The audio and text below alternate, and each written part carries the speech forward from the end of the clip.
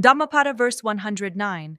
Abhivadanasu lisa nikam vada pachayino. Katara dhamma vadantiayu. Vano sukham balam means one who respects elders. 4 benefits. Longevity, beauty, happiness, and strength will increase. What if I told you there's a simple practice that could lead to a longer, happier, and even stronger life?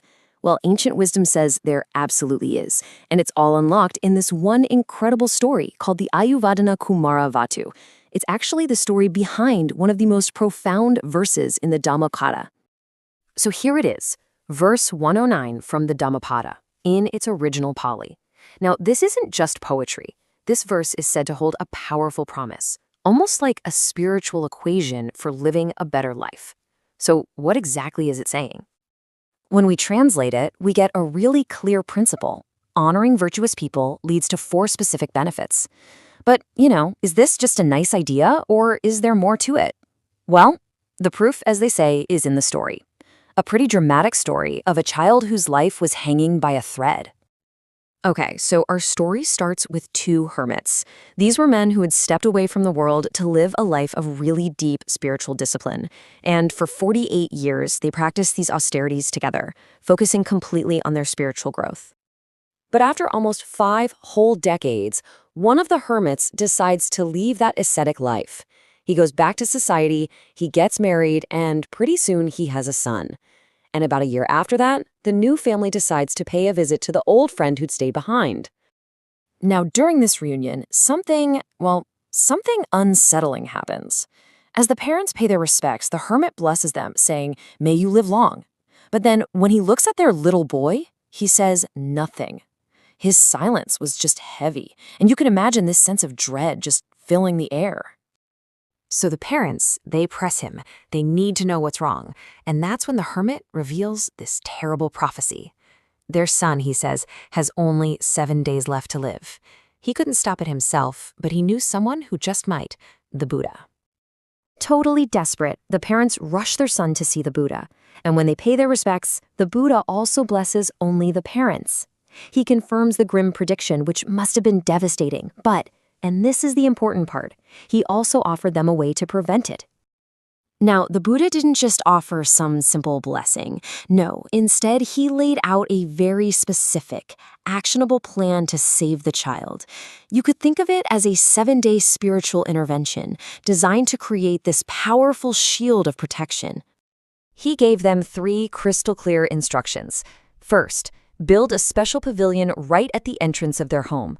Second, place the child inside it. And third, a group of bhikkhus, or monks, were to continuously recite protective verses, called paritas, for 7 full days and 7 full nights. Let's just pause on that for a second. These parathitas, they're essentially protective chants or stanzas. They're believed to guard against all kinds of harmful influences. So these chants were the absolute core of the 7-day vigil, meant to create a shield of positive spiritual energy all around the child. The 7th and final day arrives, and the atmosphere around this little pavilion becomes incredibly charged.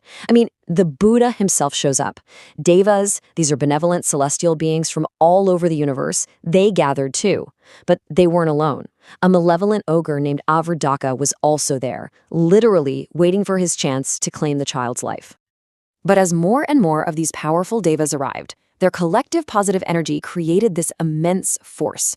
It was like a spiritual pressure that pushed the ogre further and further back until he was 2 yojanas away. That's an ancient measure of distance. Think many, many miles. He was totally powerless to do any harm. That protective field held strong right through the critical night. The next morning, it was over. The ritual was complete. The danger had passed. The child was brought out and presented to the Buddha to pay his respects. But this time, the outcome was completely different. The Buddha looked right at the child and said, "May you live long." This right here is the moment the whole story pivots.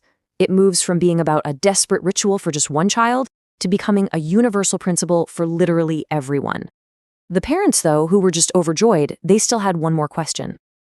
They asked the Buddha, "So, how long will our son live now?" And his answer was just astonishing. 120 years. It's because of this that the child was named Ayurvadana, which means increase in life. So the child grows up, he lives a long and full life, And one day, he comes back to the monastery, this time with 500 of his companions. He goes to the Buddha with a question that was born from his own incredible experience. Is there a way for all beings to gain longevity? And the Buddha's answer really revealed the lesson behind the whole miracle. He explained that it's through the act of respecting and honoring the wise, the virtuous, and the elders that you gain these blessings. And this is the exact moment he spoke the verse we started with. So, what does this ancient story really mean for us right here, right now? Well, it turns out the miracle itself wasn't even the point. The story is actually more like an instruction manual. Both the verse and the story explicitly name the 4 blessings that come from this practice of honoring the wise and the virtuous. You've got a long life, a kind of inner and outer beauty, genuine happiness, and a resilient strength. So now, when we look at this verse again, it's not just some nice promise anymore, is it?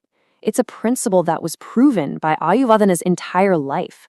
The 7-day ritual was like the dramatic demonstration, but the story shows that it's the ongoing practice of respect that actually sustains these blessings.